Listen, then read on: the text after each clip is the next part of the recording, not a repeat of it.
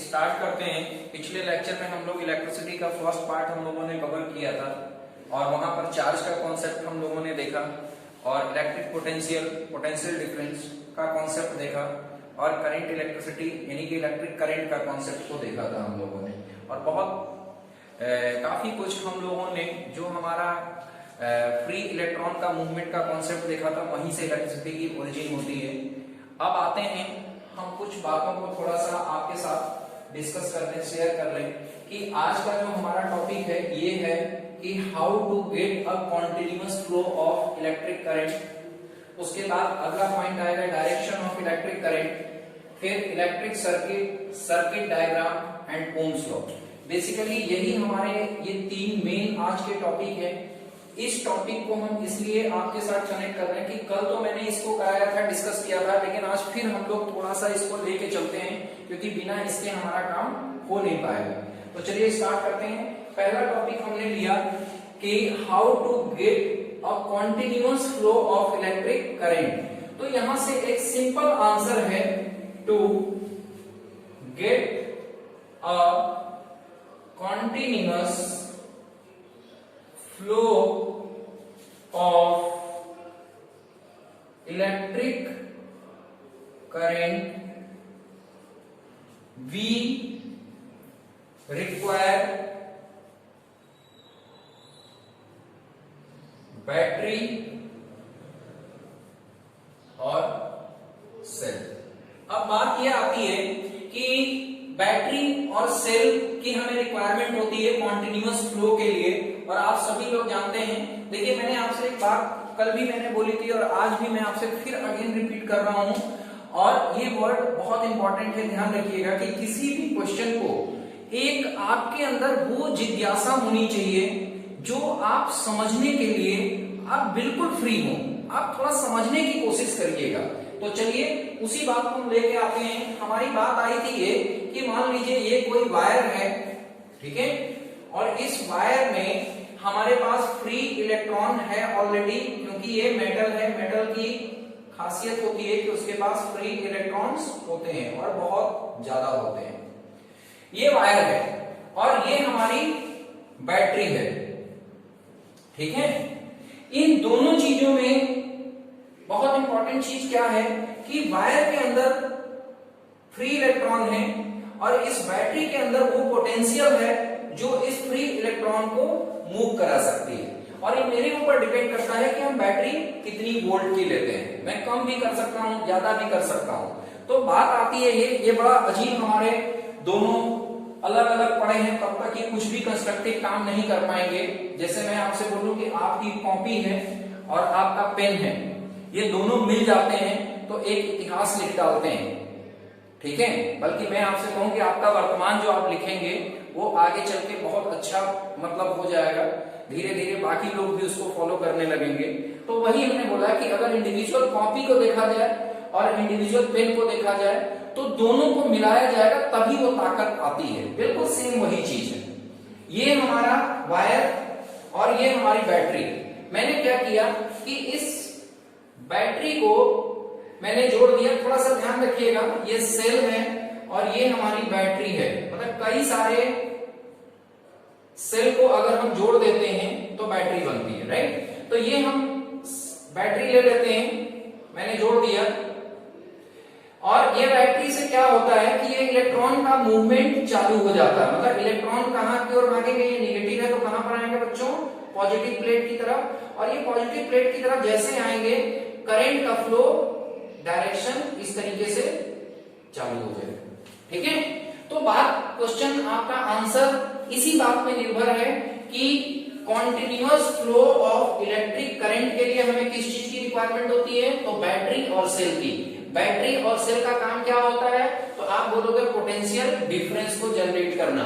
Potential difference generate होने से क्या होता है, करंट का फ्लो चालू हो जाता है। और क्यों चालू होता है, क्योंकि पोटेंशियल डिफरेंस देने से इलेक्ट्रॉन का फ्लो चालू हो जाता है।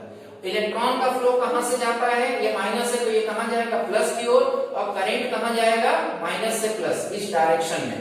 यानी कि जो कन्वेंशनल डायरेक्शन होता है करंट का फ्लो का, वो कैसा होता है बच्चों, तो पूछा जाता है conventional direction of flow of current is opposite to the direction of flow of free electron। ठीक है, तो यहां से हमारे इन दोनों टॉपिक को हम लोगों ने कवर कर लिया। क्या क्या मिला? कॉन्टिन्यूअस फ्लो के लिए हमें क्या चाहिए? बैटरी चाहिए। और कन्वेंशनल डायरेक्शन करंट का क्या होता है, कोई पूछेगा तो आप क्या बताएंगे? फ्री इलेक्ट्रॉन के मूवमेंट के अपोजिट डायरेक्शन में। ठीक है, तो ये हमारा ये शुरू के दो टॉपिक कवर हो जाता है। अब बात आती है इलेक्ट्रिक सर्किट की, सर्किट डायग्राम और ओम्स लॉ। एक एक करके हम लोग थोड़ा सा डिस्कस करते हैं। तो आइए थोड़ा सा मैं कुछ चीजों को बात कर लूं, क्योंकि हमारा फिजिक्स में हम समय के साथ, मैंने बोला भी था पहले लेक्चर में भी, कुछ चीजों का आंसर आपको मिलता जाएगा, आप परेशान ना होइएगा। मैं आपको ये वादा करता हूं कि लास्ट में जब हम लोग चैप्टर पर पहुंचेंगे तो मुझे लग रहा है कि हमसे आप पूछने से ज्यादा हमको कुछ बहुत अच्छी अच्छी चीजें बताने लगेंगे, और पूछेंगे तो मैं बताऊंगा भी आपको। चलिए देखते हैं। तो अगली बात आती है मेरे बच्चों कि इलेक्ट्रिक सर्किट की बात करते हैं। सर्किट को समझने के लिए सबसे पहले हमको देखना होगा कि कुछ सिंबल की बात कर लेते हैं, सिंबल ले लेते हैं। इलेक्ट्रिसिटी में जो सिंबल है कैसे लेंगे, आपको मैं बता दूं, ये सिंबल यूज किया जाएगा रेजिस्टेंस के लिए। ठीक है मेरे बच्चों, ये हमारा ओपन की है, ये हमारा क्लोज की है, ये ध्यान रखिएगा, ओपन की, और ये हमारा क्लोज्ड की। देखिए ये बहुत फ्रीक्वेंटली क्वेश्चन पूछे जाते हैं बोर्ड में, और मैं आपसे अभी से ये बता दूं कि अब पूरे चैप्टर हम लोग ये सिंबल यूज करते जाएंगे। ठीक है, जैसे मैथ्स में आपका देखा होगा कि 0 to 9 के बीच में जो नंबर्स हैं डेसिमल सिस्टम के, उन्हीं नंबर्स में हमारी पूरी मैथमेटिक्स है। बिल्कुल वही चीज है कि हमारा पूरा सर्किट डायग्राम इन्हीं सिंबल्स पे डिपेंड है। तो अगर हम सिंबल्स को ये नहीं कि अभी लेके रटने बैठ जाए या अभी लेके समझो, तो क्योंकि बार बार ये सर्किट में आता जाएगा तो हमारे पास अपने आप माइंड में आ जाएगा कि ये होता क्या है। तो बात आती है सिंबल्स में, और कुछ आगे बढ़ाते हैं। एक आपको ये मिलेगा, इसको RH बोलते हैं, रिहोस्टेड बोलते हैं। ये वेरिएबल रेजिस्टेंस का सिंबल है, रिहोस्टेड बोला जाता है, RHEOSTAT, रिहोस्टेड। अब बात आती है यहां पर कुछ और भी हम सिंबल्स को लेके आते हैं। जैसे मान लीजिए आपको देखा होगा ये एमीटर है, ठीक है, और ये हमारा वोल्टामीटर है, V से लिखा रहेगा। तो अब कुछ चीजों को हम लोग, सर्किट की जब बात आती है तो इन्हीं सिंबल्स को एक प्रॉपर वे में अरेंज करके रख देना, यही हमारा सर्किट कहलाता है। यानी कि सर्किट है क्या चीज? तो circuit is the proper arrangement, right? It is the arrangement of all the electrical appliances, या इलेक्ट्रिकल्स जो भी आपके ये सिंबल्स देख रहे हैं, इन प्रॉपर सिंबल्स को, इन पूरे सिस्टम को एक सही तरीके से रिप्रेजेंट कर देना ही सर्किट होता है। तो चलिए इसको जरा नोट कर लीजिएगा। तो बच्चों, हमारा जो इलेक्ट्रिक सर्किट की बात हो रही थी, देखिए इलेक्ट्रिक सर्किट है क्या, आपको इसके लिए कहीं नहीं जाने की जरूरत है। आप अपने घरों में देखिएगा, एक पूरे कमरे में आप देखेंगे जैसे फैन है, ट्यूब है, लाइट है, इन सारे चीजों को कलेक्टिवली ला के एक पूरे स्विच के साथ पॉजिटिव और निगेटिव टर्मिनल्स के साथ उसको जोड़ दिया जाता है। ठीक है, तो ये हमारा पूरा एक सर्किट बनता है। अब बात ये आती है कि पॉजिटिव और निगेटिव टर्मिनल्स, जैसे मैंने आपको बैटरी की बात की है, आपने इस सेल की बात है, ये माइनस और ये प्लस, इन माइनस और प्लस से लाके ऐड कर देना सारे इलेक्ट्रिक अप्लायंसेस को, जो भी हो आपके घर में। इसी तरीके से मैंने आपसे बोला भी था कि हमारे पूरे सिस्टम में हम लोग जब भी इलेक्ट्रिसिटी की बात करेंगे तो इस बैटरी की बात करेंगे। कॉमनली हम एग्जांपल्स आपको अपने कमरे का दे रहे हैं, लेकिन आप ये मत समझिएगा कि आप लाके उसको जोड़ दीजिए। आप कभी भी उसका एक्सपेरिमेंट मत करिए, आपको जो भी एक्सपेरिमेंट करना हो बैटरी से रिलेटेड, बैटरी से करिए। 2 वोल्ट 3 वोल्ट की बैटरी लेके समझने की कोशिश करिए। तो आइए जरा हम देखते हैं कि सर्किट डायग्राम क्या चीज होता है। ये इलेक्ट्रिकल सर्किट होता है। अगर मान लीजिए फैन है, बल्ब है, जैसे इन सारी चीजों को हम डायग्राम में नहीं बनाएंगे। हम लोग जब डायग्राम बनाएंगे तो उनका सिंबॉलिक रिप्रेजेंटेशन के साथ हमें डायग्राम देना होगा। तो अगर हम सर्किट डायग्राम की बात करें, सर्किट डायग्राम, तो सर्किट डायग्राम क्या है, पहले तो हमारे माइंड में होना चाहिए कि क्या क्या चीजें हैं। जैसे मान लीजिए, चलिए हम आपको बताते हैं, एक मैंने ले लिया रेजिस्टेंस, हमने ले लिया की, भाई की तो होगा ना, की मतलब स्विच ऑन ऑफ, ठीक है। तीसरा मैंने ले लिया मान लो बल्ब।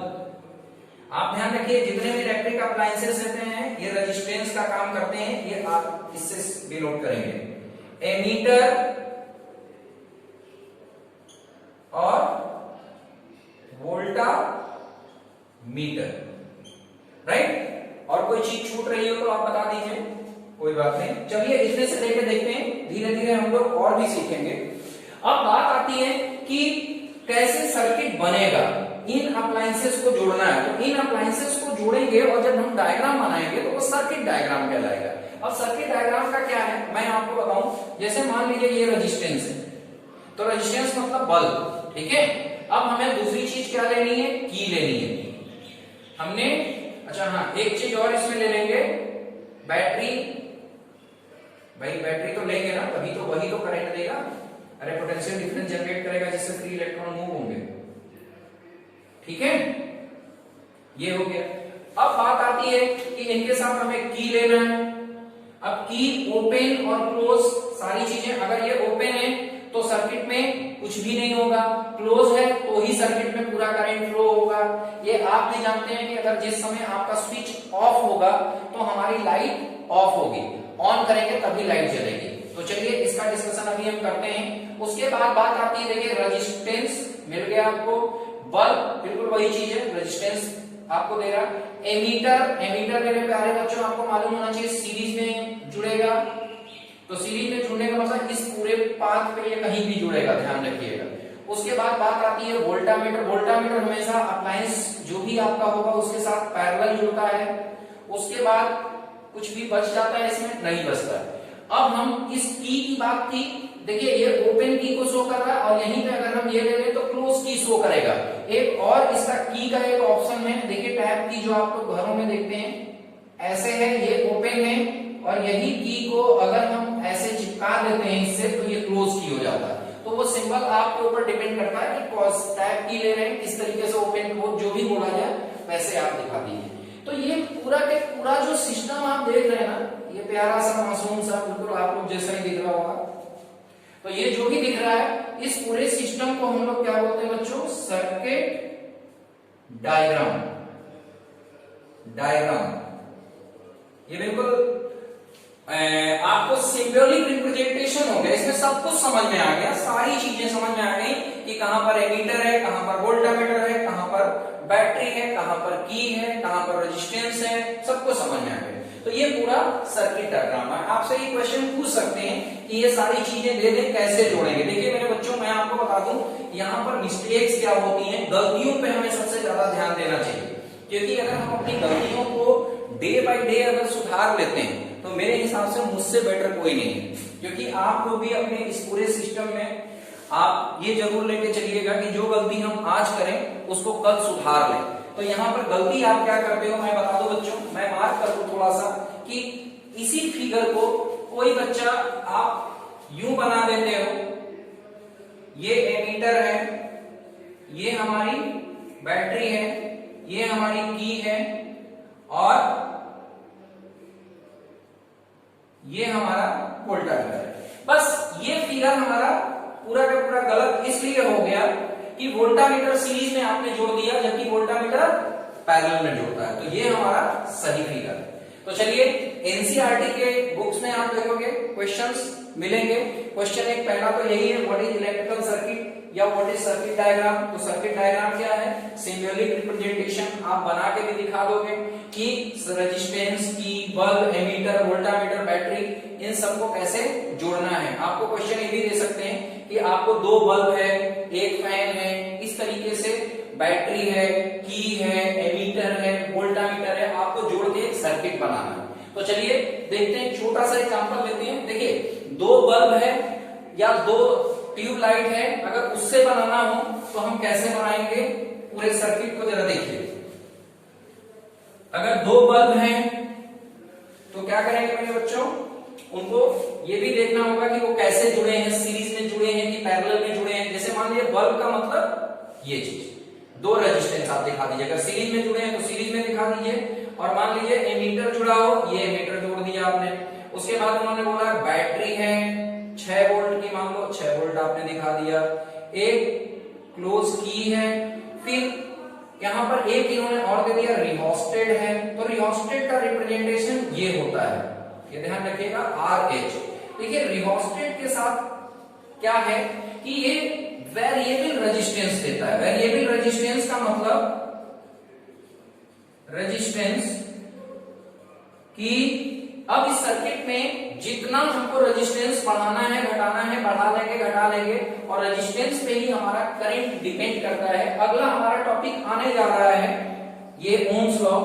तो यहां पर आप समझोगे सारी चीजें। मैंने बोला ना कि प्रॉब्लम हम पीछे से लेके जरूर आ रहे हैं, लेकिन सॉल्यूशन हम आगे जैसे जैसे बढ़ते जा रहे हैं वैसे वैसे मिलता जा रहा है। इसलिए यह बहुत इंपॉर्टेंट है कि आप चैप्टर को पूरा लास्ट तक देखें और पूरे चैप्टर की पूरी सीरीज कंप्लीट करें। और जिस दिन आप सीरीज कंप्लीट करते हैं, मैं आपसे बोलता हूं कि आप शायद और शायद क्या, मुझे लग रहा है कि मुझे ये विश्वास है, कल मैंने वर्ड यूज भी किया था, कि आप बिल्कुल सारे प्रश्नों का या सारे क्वेश्चंस का आंसर आप बहुत ही आसानी से दे दोगे। ठीक है, तो अगला पॉइंट हम लोग उठाते हैं मेरे बच्चों, Ohm's law.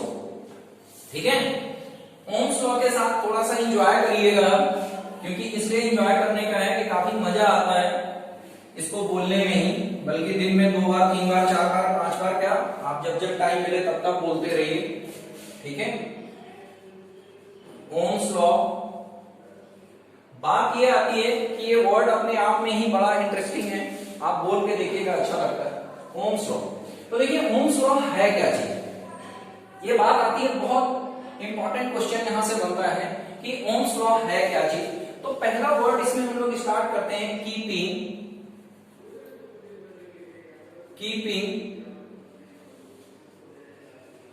Temperature constant current flow through a conductor is directly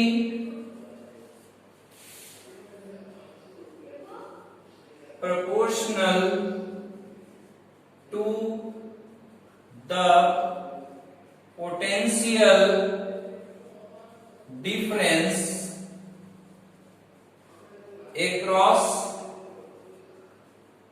it।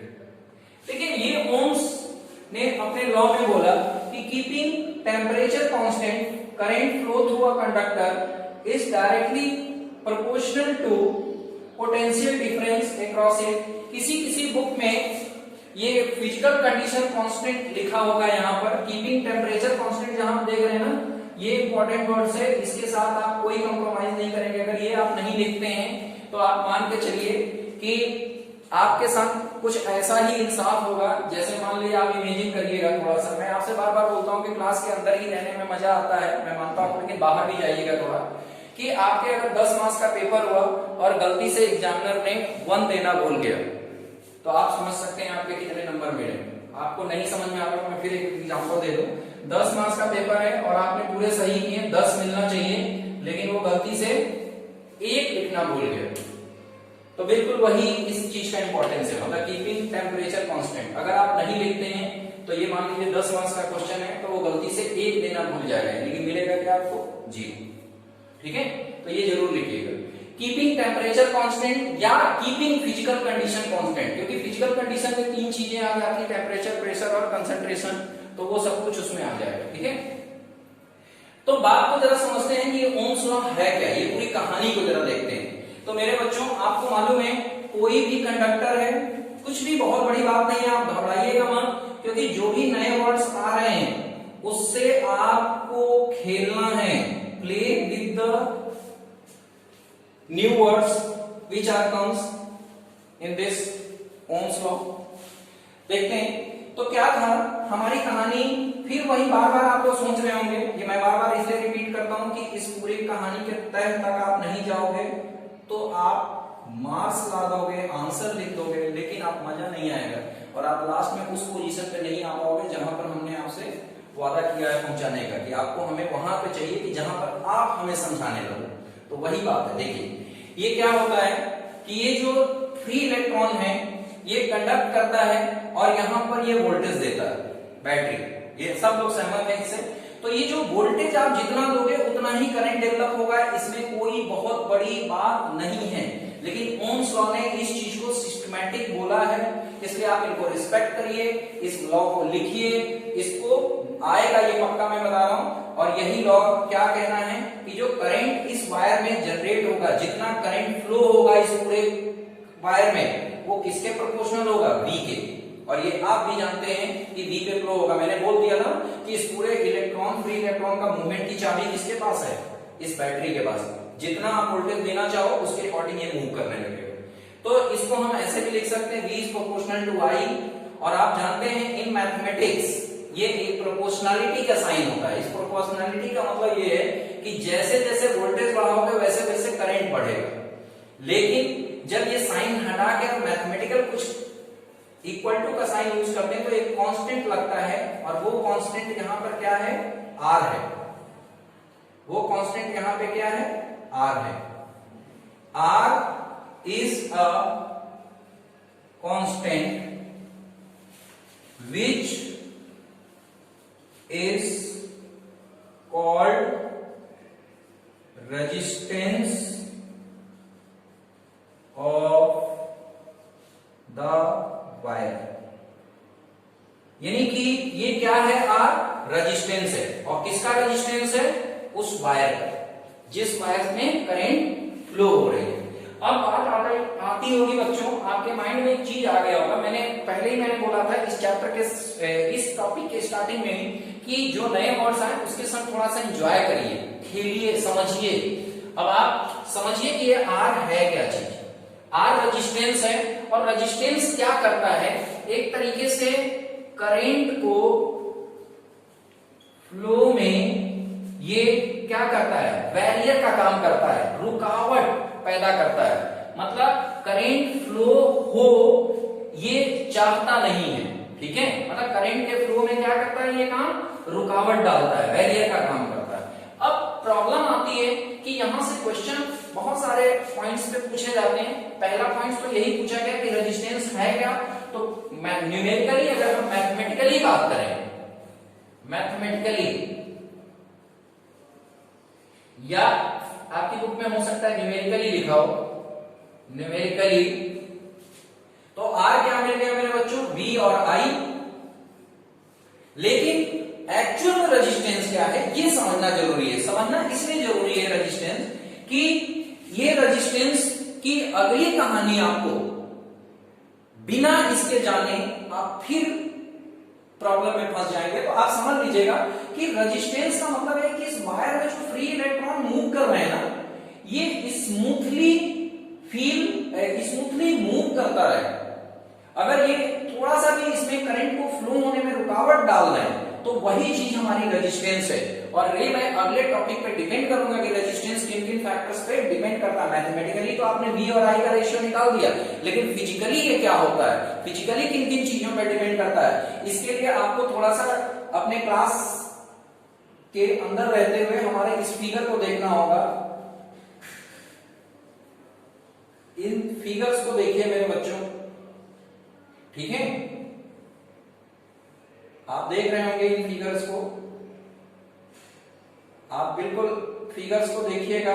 और मेरे बच्चों आप लोग को समझ में आ रहा होगा, मैं यहीं पर आपको लाना चाह रहा हूं। देखिए एक्चुअली में है क्या ना कि आप लोग बिल्कुल बहुत अच्छे बच्चे हो आप लोग बिल्कुल यहीं पे, लेकिन कभी कभी थोड़ा बहुत हमें भी टेस्ट लेना पड़ता है कि आप हो कि नहीं मेरे साथ। तो चलिए ये देखते हैं यहाँ पर हमारे बच्चे ने आंसर देखिए, दोनों में खासियत है, ये वायर जो है 1 मीटर का है मान लो, और ये भी 1 मीटर का। अब इमेजिन कर लीजिएगा 1 मीटर हो नहीं सकता है, यहाँ तो ये मिलीमीटर में, सेंटीमीटर में होगा सॉरी, लेकिन ये मीटर में है। होता क्या है कि जब ये फ्लो होगा तो इसमें फ्लो होना आसान है क्योंकि ये थोड़ा मोटा वायर है, और इसमें फ्लो होना मुश्किल है क्योंकि ये पतला वायर है। ठीक है, तो और भी कुछ चीजें आएंगी, तो अभी हम लोग आगे डिस्कस करते हैं। तो सबसे बड़ी चीज है कि ये R है क्या, तो R की अगर हम बात करते हैं तो V और I की रेशियो है, और V की यूनिट क्या होती है मेरे बच्चों, वोल्ट। Very good. I की यूनिट क्या होती है, एम्पियर। ये आपके तरफ से आंसर आ रहे हैं सब, मैं मान के चलता हूं क्योंकि ये पिछले में हम लोग डिस्कस कर चुके हैं।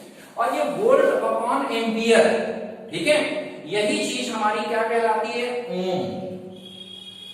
और ये डिनोट करते हैं ओमेगा, ग्रीक लेटर है ये, नोट कर लीजिए। तो V और I का रेशियो होता है। अब बात आती है कि कुछ न्यूमेरिकली अगर हम इसको डिस्कस करते हैं थोड़ा सा, तो देखिएगा एनसीईआरटी में क्वेश्चन भी है इसका, और वो क्वेश्चन क्या है मैं आपको बता दूं।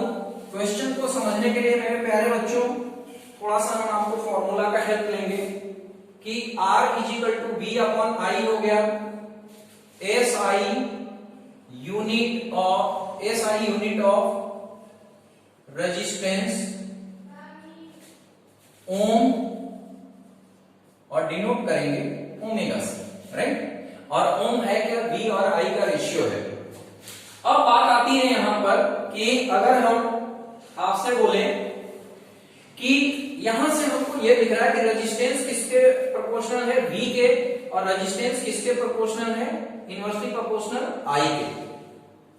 यानी कि जैसे जैसे वोल्टेज बढ़ाएंगे रेजिस्टेंस बढ़ता जाएगा, लेकिन जैसे जैसे हम करेंट, इसको थोड़ा सा उल्टा समझिएगा, मैं आपको थोड़ा सा रेसिप्रोकल तौर पे लाता हूं इस फॉर्मूले को कि I is proportional to 1/R। मतलब ये कहना है कि जैसे जैसे आप रेजिस्टेंस को बढ़ाते जाएंगे करंट क्या होगा, कम होता जाएगा, और जैसे जैसे हम रेजिस्टेंस को कम करते जाएंगे वैसे वैसे करंट बढ़ता जाएगा।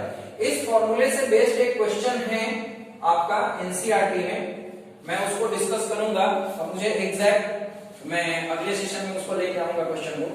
तो वो क्वेश्चन हमारा क्या है उसको हम लोग छोड़ते हैं और थोड़ा सा आगे बढ़ते हैं इसमें, कि अगला पॉइंट इसमें एक आता है कि ओम्स लॉ में हमारे पास कुछ ग्राफ की बात आती है। थोड़ा सा हम रिप्रेजेंटेशन की बात कर लें, experiment verification, experimental verification of Ohm's law. Experimental verification of Ohm's law. देखिए एक्सपेरिमेंटल वेरिफिकेशन में फिर हम लोग सर्किट डायग्राम की जरूरत पड़ेगी, और वहां से हम लोग देखते हैं क्या है। देखिए ये हमारा एक रेजिस्टेंस है, ये हमारा एमीटर है, ये हमारी बैटरी है, ये हमारा की है।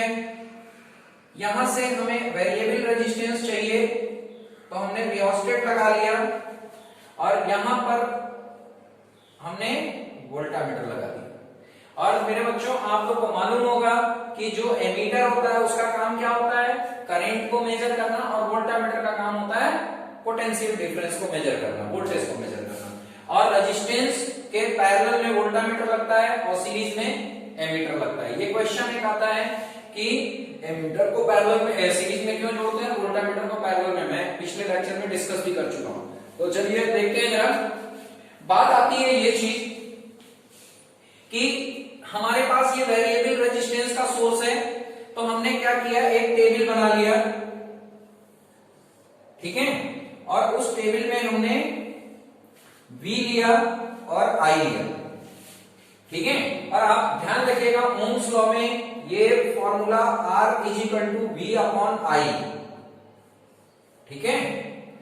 तो यहां से है क्या कि मैंने रियोस्टेट को एक पर्टिकुलर रेजिस्टेंस पे फिक्स किया मेरे बच्चों, तो ये पूरी सर्किट कंप्लीट हो गई। एमीटर रीडिंग देने लगेगा और वोल्टामीटर रीडिंग देने लगेगा। तो एमीटर की रीडिंग को I बोला जाएगा और वोल्टामीटर की रीडिंग को V। तो I ने मान लो I जो दिया वो मान लो 10 एम्पियर दिया और वोल्टेज था 5 वोल्ट, ठीक है। उसके बाद बात आई कि अगली बार मैंने फिर रियोस्टेट को थोड़ा सा शिफ्ट किया। अब मैंने रियोस्टेट को क्या किया, यहां लाके शिफ्ट किया ऐसे। ये जॉकी होता है एक तरीके से, इस तरीके से सिलेंड्रिकल होता है, उस पे वायर लिपटे होते हैं और कोई जॉकी होती है जो स्लाइड होती है उस पे। तो हमने आगे स्लाइड कर दिया तो अगला रेजिस्टेंस, फिर आगे किया तो आगे अगला, फिर आगे किया तो अगला, इस तरीके से, ठीक है। तो ये रेजिस्टेंस हम चेंज करते जा रहे हैं, उसके अकॉर्डिंग हमारा करंट और वोल्टेज चेंज होता रहेगा। क्यों चेंज होगा ये ध्यान रखना, क्योंकि मैं बता चुका हूं कि वोल्टेज के प्रोपोर्शनल, मतलब रेजिस्टेंस क्या होगा, वोल्टेज के प्रोपोर्शनल होगा और रेजिस्टेंस करंट का इनवर्सली प्रोपोर्शनल होगा, ठीक है। अगर ये मान लीजिए हमने 2 दिया तो ये 4 हो गया, ये मान लीजिए 3 लिया तो ये 6 हो गया। अब आप जरा सिंपल सा कॉन्सेप्ट है, यहां पर हम अगला भी एक टेबल बना लेते हैं बच्चों। ये थोड़ा सा मैं रेड से बना रहा हूं, इसको ध्यान रखिएगा क्योंकि ये आपको अलग से बनाना हो, मैं इसी में बना दे रहा हूं, या चलिए मैं अलग ही बना देता हूं। हमने ले लिया ये फर्स्ट केस ए पार्ट, ये बी ले लिया, ये सी ले लिया। इसमें हम रेजिस्टेंस निकाल रहे हैं V और I, यही तो होता है। तो कितना हो जाएगा, V की वैल्यू कितनी है 5 और 10, ये कितना हो जाएगा, यहां से आप देखिए 0.5। इसी तरीके से हमने इसको लिया तो ये कितना हो गया 2/4, ये भी कितना आ जाएगा बच्चों 0.5। इसी तरीके से इसमें ले लिया तो ये कितना आ गया 3/6, तो ये कितना आ गया बच्चों 0.6। अब आप जानते हैं ये 0.5 ओम आया, ये 0.5 सॉरी ये 0.5 ओम आया। आप देख रहे हैं तीनों में सेम आ रहा है। ये देखिए ये V और I का रेशियो जो आ रहा है ये सेम आ भी सकता है और सेम नहीं भी आ सकता है। सेम तब आएगा जब आपका ओम्स लॉ को फॉलो करता हुआ सर्किट होगा, बिल्कुल कंप्लीट सही हो। आइडियल हालांकि होता नहीं है, लेकिन फिर भी आप ओम्स लॉ को जब सर्किट को फॉलो कर रहा होगा तो उस सर्किट को बोलते हैं ओमिक सर्किट।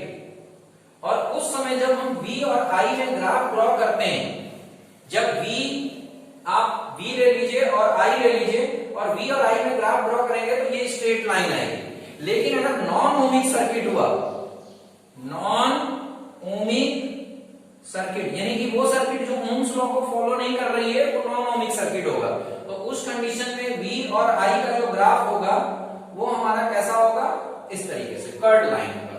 तो ये ओम्स लॉ का एक्सपेरिमेंटल वेरिफिकेशन है। आपके पास इसके भी क्वेश्चंस काफी मिलेंगे और इस फॉर्मूले से रिलेटेड भी क्वेश्चंस हैं। एनसीईआरटी में कुछ क्वेश्चंस हैं, अगले लेक्चर्स में मैं क्वेश्चन पहले कवर करूंगा फिर मैं आगे बढ़ूंगा, ठीक है। तो आप यहाँ पर ओम्स लॉ का कॉन्सेप्ट समझ गए होंगे, नोट कर लीजिए और फिर मैं वापस अपने इन सारे टॉपिक्स पे आता हूँ। मैंने सारे टॉपिक्स डिस्कस कर लिए, ठीक है। और एक पॉइंट और आ जाता है मेरा, अगला पॉइंट हमारा बच्चों ये है कि हमारा ये इलेक्ट्रिसिटी का सेकंड चैप्टर कंप्लीट हो गया, सेकंड पार्ट ओम्स लॉ तक हम लोगों ने पूरा कवर कर लिया। अगले पार्ट में हम कुछ क्वेश्चंस इसके डिस्कस करेंगे एनसीईआरटी के, और इस पूरे चैप्टर में हम आपको फिर से कहते हैं कुछ चीजों को जरा सोचिएगा। आज का जो हमारा टॉपिक था इलेक्ट्रिसिटी, उसमें मेन चीजों को हमने जो मेन आपके लिए कुछ वर्क दिया है वो दिया है चिंतन का। थोड़ा सा सोचिएगा, चिंतन बहुत इंपॉर्टेंट चीज है, हिंदी का वर्ड है, तो थोड़ा सा देखिए, एंजॉय करिए इसके साथ, ठीक है।